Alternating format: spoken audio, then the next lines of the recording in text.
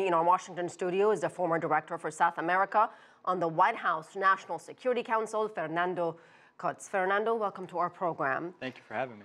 Let's talk about U.S. strategy. Applying pressure to Maduro, supporting Juan Guaido, making these speeches, more sanctions, asking other countries to freeze Venezuela's oil assets. Is this a strategy that will eventually work?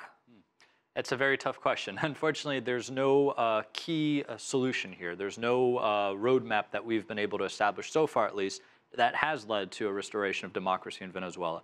So, I think what you see from the current team is the belief that if you keep ramping up pressure, if you create this maximum pressure campaign, as we've done in other countries before, that eventually, hopefully, you can get to a resolution that is peaceful, but it's not guaranteed. This group, the Lima group, as we heard our reporter Toby say in Bogota, they say they do not support resorting to any kind of violence. They issued a statement saying the use of force in any form is unacceptable, not a solution for what's happening in Venezuela. And yet, this administration, the Trump administration, says all options are on the table. Right.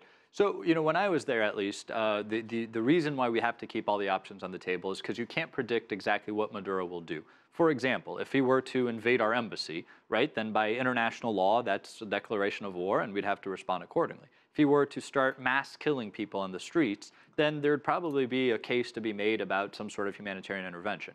That doesn't mean, however, that the United States is prepared right now actively to go in and invade Venezuela. And let's say it came to that, hypothetically. Sure. Haven't we learned from past mistakes that U.S. intervention in different parts of the world, from Middle East to South America and Latin America, it doesn't always pan out the best way? Absolutely. I very much hope that it doesn't get to some sort of military resolution. I think that would not be in anybody's interest. If it gets there, then I think we need to be very, very cautious. We need to move multilaterally, not ever bilaterally as the United States.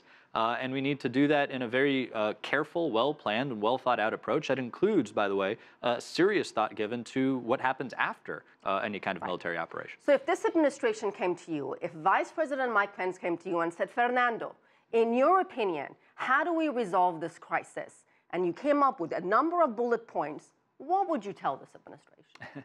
Well, again, there's no easy resolution, unfortunately. I wish there was. But I do think that you have to keep building up the pressure.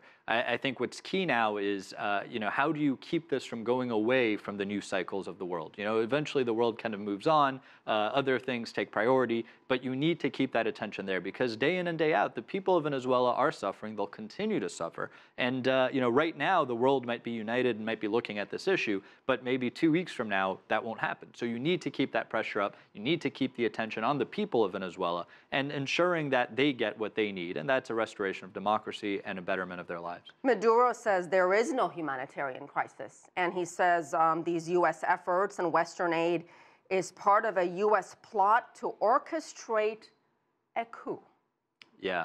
That's hard to argue with. I mean, to say that there's no humanitarian crisis in Venezuela, I think even the most diehard Chavistas would agree that there is a humanitarian crisis. According to the UN, over 92% of Venezuelans now live below the poverty line. We've seen that the average Venezuelan has lost 27 pounds in the last 2 years. These are just facts from multilateral bodies. So I think Maduro can live in whatever fantasy land he'd love to live in, but the reality is his people can't afford to live in that land. They're suffering. And very quickly, Fernando, the reality is many high-ranking generals in the military have not thrown their support behind Juan Guaido. How much of a problem is that? That's right. I mean, ultimately, right now, the key is the military, right? I think the people are on the side of Guaido in many ways. I think the military has been on the side of Maduro. And so until that impasse is resolved somehow, and hopefully peacefully, we're going to keep at this stalemate that we're in right now. We'll leave it there. Fernando Cutz, thank you so much. Thank you for having me.